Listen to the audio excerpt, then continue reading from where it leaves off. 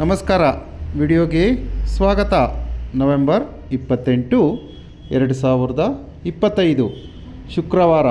ಇಂದಿನ ಕೋಳಿ ಮತ್ತು ಕೋಳಿ ಮಾಂಸದ ಹಾಗೂ ಮೊಟ್ಟೆ ಬೆಲೆಗಳ ವಿವರಣೆ.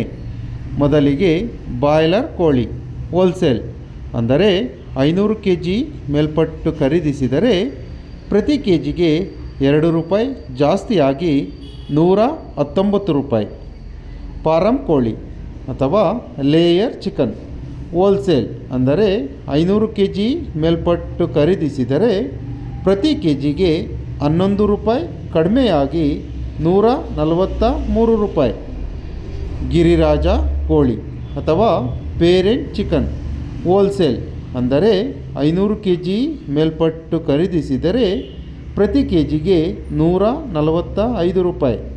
ಮೊಟ್ಟೆ ಬೆಲೆ ಹೋಲ್ಸೇಲ್ ಅಂದರೆ 100 ಮೊಟ್ಟೆಗೆ ₹680.